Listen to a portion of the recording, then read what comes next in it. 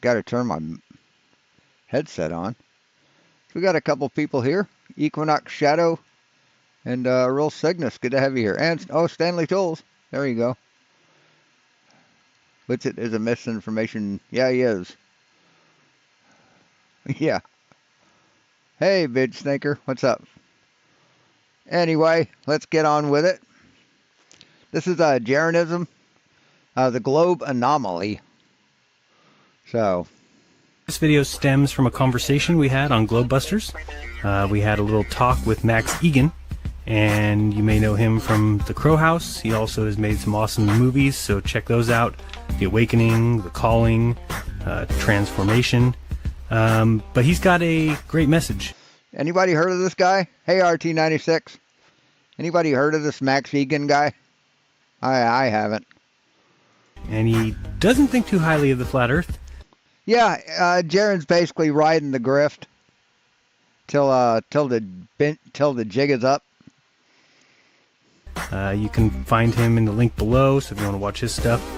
Also, you can... Because this isn't new. This is stuff, this was put out originally in 2016. So... Find his interview on Globebusters in the link below as well. He tells us that he thinks the flat Earth is a circular argument and that it can't be proven. So let me let you hear his version of the story first, and then we'll be back to talk about his conversation on Globebusters and a little flight anomaly that he experienced when flying from Hey, Stanley Tools. Santiago, Chile you were here. To Sydney, Australia. Yeah, when I identified the whole flat Earth globe Earth debate as being... Wait, what? Craig lied to us? He owes us one November... Oh. Okay. A psyop.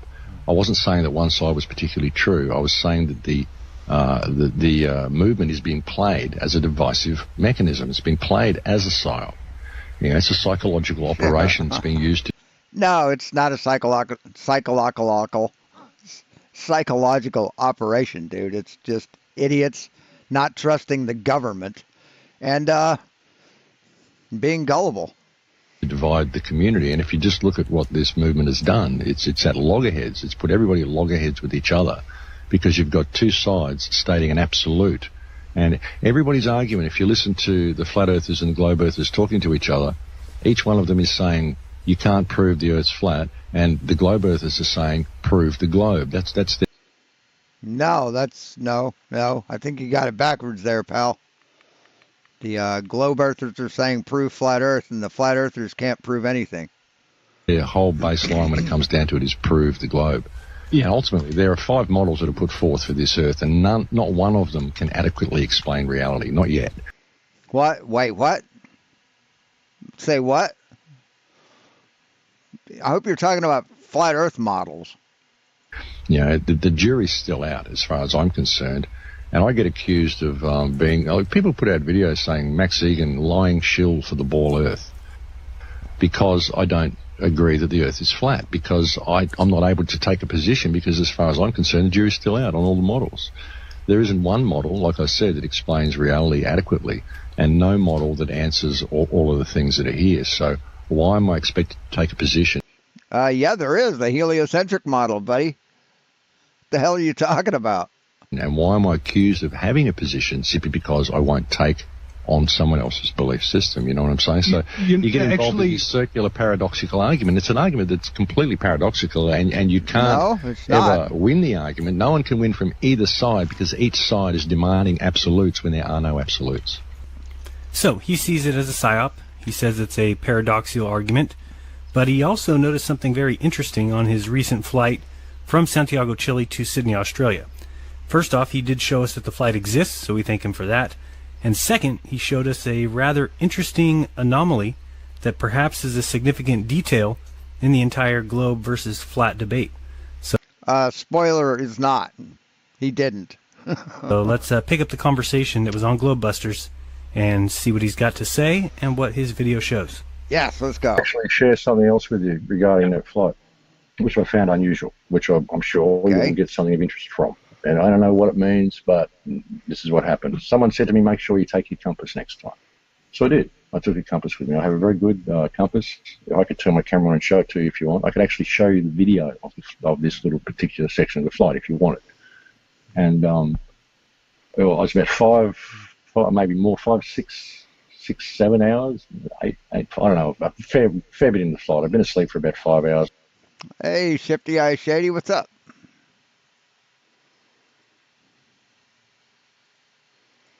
I woke up and I'm quite groggy. It was daylight all the way back, flying all the way back from South America. It was daylight. If you look at the map, you take a southwestern route, then you go west, and then you take a northwestern route as you come back up to Sydney from when you cross over just before you get to New Zealand. You sort of start going north again, northwest. Right, and if pilots didn't take that route, they'd think something's up, right? So, So as we look at the right. So if they looked at their instruments and they saw directions other than what they expect to encounter, that would be unusual, and they would probably report that to somebody, right? Great Circle route that you would take going from Chile, Santiago, Chile, across the Pacific Ocean all the way to Sydney, Australia. You would take this route, which is exactly as he said. You would start out first going south or southwest, and then you would take a little portion of it going west, and then you would go northwest. Yes. So that would be the lineup. I was looking at their compass. Yes. And their compass. That is the shortest route you can take. At one particular point was reading northwest, and my compass was reading west-southwest. And my compass well, your compass was wrong. Stayed reading west-southwest for the entire journey. Well, the entire journey that I was awake anyway. So just to kind of show what he was saying, he said every time he checked his compass, he was getting a southwest reading, which a flat earth would show. And on the on-screen video display on the back seat of the seat in front of him was showing a northwest, as the globe would show. He had been asleep for 5 hours, he said, but when he woke up, the plane was showing the portion of the trip as northwest, but his compass was showing a different reading of southwest. Yes, they have screens. They have a GPS screen on the seat in front of you. You can check which direction you're flying. He also claimed that his compass remained in the southwest position for the entire remainder of his flight, and then he went home and checked the compass against many others, a digital compass and another compass, and said his compass was working fine. So we'll listen to the rest. Wow. So there was something inside the plane that was preventing his compass from working properly, right? So this, and watch the video of him showing us exactly what anomaly he found. But I was asleep for 5 hours during the journey. But every time I checked my compass, it was pointing south-southwest. And I find that a bit strange. I did hear about this. Hey, Grumpy Mechanic. How you doing? That I would be flying south-southwest all the way from Santiago to Sydney. It didn't really make a lot of sense to me. So that's a weird thing. Whether there's some weird electromagnetic interference in the plane that's causing my compass to do weird things, I don't know. But I took the compass. You don't know? You mean you didn't even try and figure it out? I mean, how long ago did that happen? You didn't even try and figure out why there was a discrepancy? Put a little video of the compass on the screen, and I compared it with my compass sitting on the table, pointing directly straight ahead to the nose of the plane, and I was getting a different reading. So that's something that may interest you. Well, that's amazing, Max. I mean, if you look at the Gleason's map. No, it's not amazing, Max. Jaron? If you were traveling, you would be going west-southwest the entire way. So, I mean, those are the kind of things that are important because they are not possible on a globe. And so these are the kind of things when you say... You mean, really? It's not provable. You just kind of proved it. That something is wrong. No, I didn't prove anything. What I offered you was an interesting piece of information. Right. It should be put Okay. Right. Which we will add to our preponderance of evidence, and that's beautiful, and we appreciate that. I can actually play, and for people out there that are saying, what are you saying this for, Max? Can you turn my screen on? Would you like me to share that particular video with you? I would love it. The next 2 or 3 minutes of this video were us trying to get Max to share his screen. So again, if you want to see the entire interview and this 3 minutes of downtime, you can click the link below. Otherwise, we're fast forwarding to when he finally got his video showing for everyone in the Hangout. So here you go. Play the video now. Tell me if you can see this, okay? When it gives you a bunch of options, click the entire screen button. Do you see one that says Full screen. Yeah, full screen, then click OK. And then try playing it so you can see it and we'll be able to see it. Can you see now? Can you see? Yeah, folks. I've been asleep for about 5 hours. There you go. We got it. And now, as you can see, it's downward.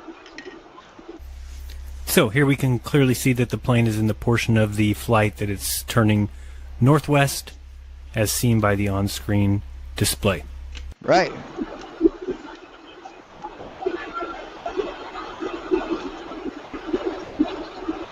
Daylight all the way.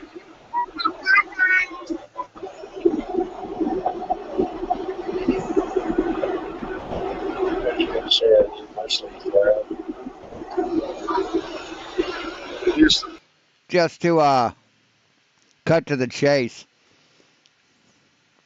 The question is, will a passenger's magnetic compass work inside of a plane? No, a passenger standard compass will likely not work accurately inside a plane due to the plane's metal structure, which can significantly disrupt the Earth's magnetic field that the compass relies on, causing inaccurate readings. However, airplanes themselves have specially designed magnetic compasses that are calibrated to account for the aircraft's magnetic interference and are used for navigation by pilots. So, you're in a big metal fucking box, buddy. Hell, a magnetic dash-mounted compass won't work real well on a even in a semi because of all the metal around you. Didn't work in my truck. That's the reading that I'm getting. So as we can see here, hell, if you're wearing a steel belt buckle, any compass manufacturer suggests that you hold the compass out like in front of you, not right at your waist. Here, as he said, in the radar or on the on-screen display, clearly the plane is traveling northwest, according to the flight tracker. Right. Yes, according to the GPS flight tracker. I'm getting a different reading by compass. Most business compass around. The reading stays the same.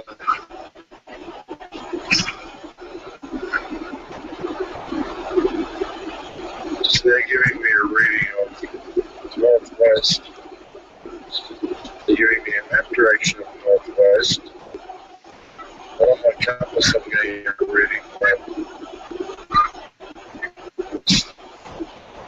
to southwest.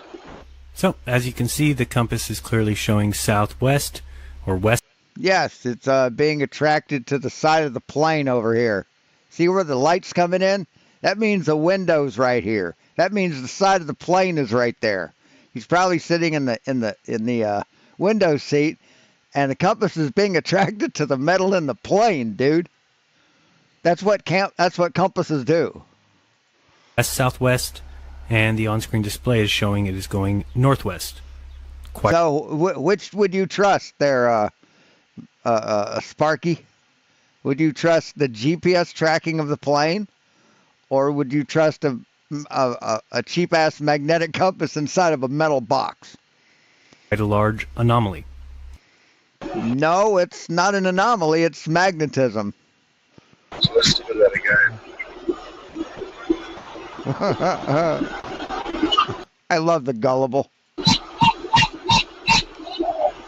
Jesus, fuck. That kid must have been fun for 11 hours. No shit.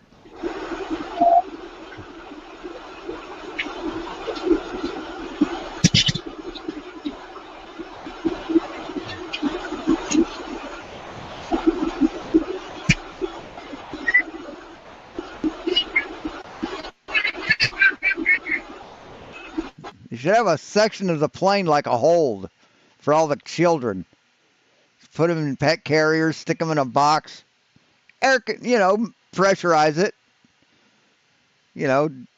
Don't make it habitable.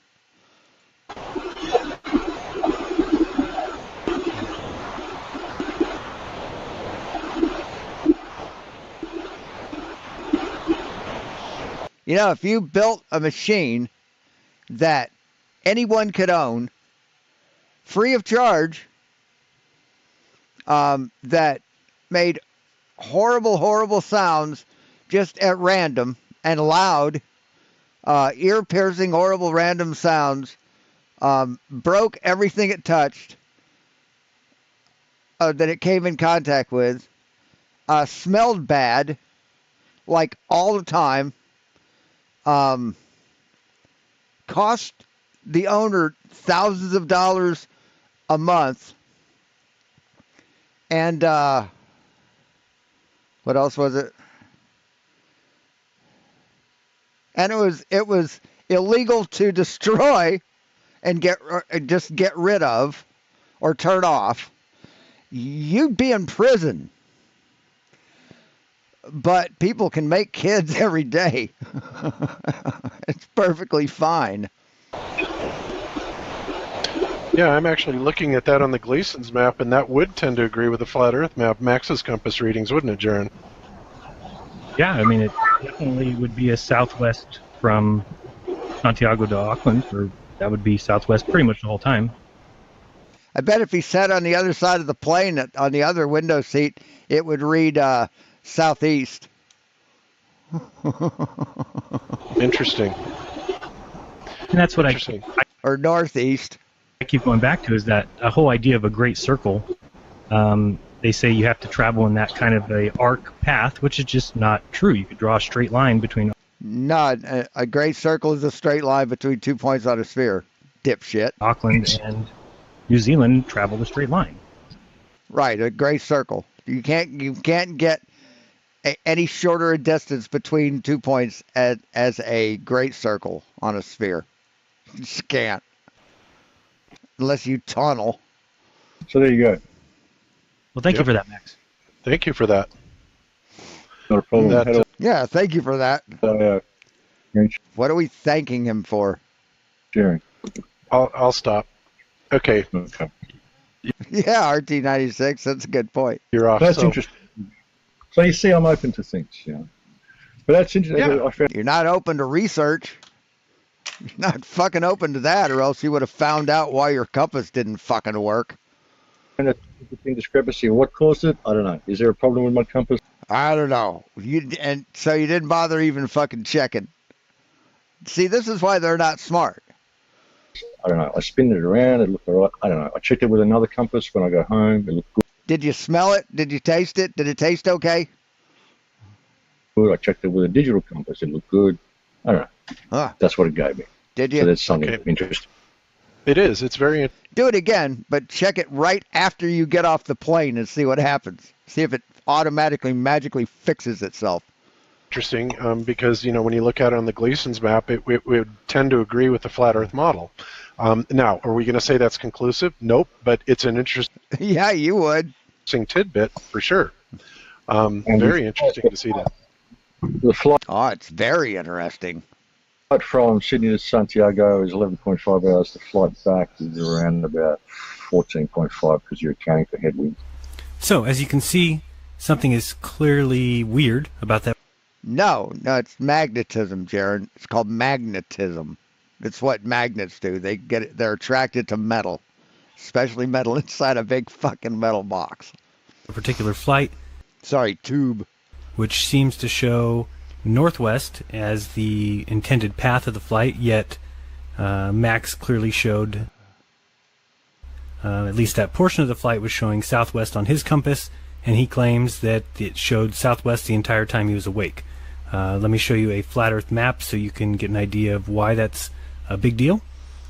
Now, as you heard Bob say, this is not necessarily proof, it's just something that's very interesting and worth mentioning. Now, let me look at the flight as it would take place here on the Gleason's map. Now, again, None of us are claiming that this Gleason's map is exactly correct. We're not claiming that the sizes. So this from Santiago to Sydney. Okay, so you'd be going northwest till you got to, I don't know, there, and then you'd be going southwest.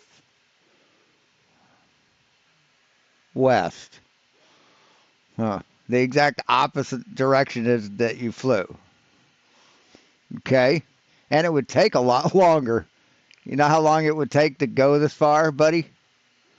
A lot longer than it takes you to go from Chile to fucking Sydney. Of the continents are So were you flying like 5 times the speed of sound? correct, or the distances between them.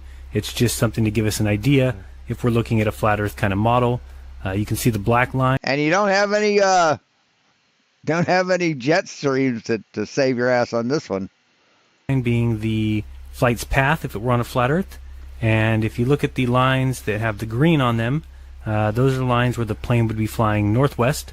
The line with the purple would be flying about west, and then all the yellow lines would be flying southwest. So the interesting thing there is, when Max said that the second half of his trip, the entire time he was awake, his compass was showing southwest, that would make sense with all the yellow lines, as you see.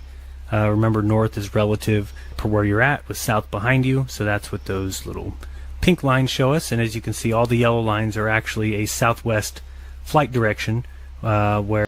Yeah, he could have checked he could have tracked it with GPS on his phone, like Flight Tracker does. But Flight Tracker shows a great circle route, right? But the GPS, your GPS will tell you what direction you're moving. Where on a globe, he should have been going northwest. And that's the anomaly that he found. So I wanted to show that. No, it's not an anomaly, Jared. It's magnetism. And I wanted to remind you guys to... And an idiot liar. Not trust me. Don't trust Bob. Don't trust Max or anyone. We don't. We do not trust any of you fuckers. None. One for that matter. That includes NASA, mathematicians. I mean, I still think the biggest hole we've don't trust anybody. Just be stupid all your fucking life. got in the globe is the current curvature calculation. So don't trust anybody. Don't do research. Don't fucking try. But claim you're smarter than everybody. Do that, right? Remember, mathematicians are the ones saying that it's 8 inches per mile squared, and that's just ridiculous. Now, mathematicians say the formula for parabola is 8 inches per mile squared. You're the idiots who say it's for the curvature of the Earth. A circle is made up of constant curvature, every bit of it. So to Yes, constant equal curvature. say 8 inches in the first mile and then exponentially grows from that is ridiculous to me. Think of a football Well, you're a fucking moron, Jaron, and that's not the right formula. So, field. We've all seen a football field before. We can get a pretty good idea of its length. yeah. Well, now think of 17 football fields end to end. Couldn't even put that Okay. many on this graphic. I think that's only like 12. And at the end of 17 or 18 football fields, there's 8 inches, less than a ruler worth of curvature. Yes, that would be correct. So how curvy do you think the Earth should be? How curvy do you think it needs to be if it's 4,000 fucking miles in radius? Huh? Fucking idiot. Lead. Just has no fucking concept of size, scale, geometry. Just a fucking moron. And he's just a fucking grifter. He's just grifting and grifting. He's like releasing like old videos like 2 or 3 a day. So he is just pounding it, man. He is grinding the grift. I mean, he's grinding the grift like a fucking kid trying to get a new skin from Call of Duty. Serious PvP play here. So anyway, thanks for watching, guys. We'll be back tomorrow. Talk to you later. Happy Thanksgiving. Be seeing you.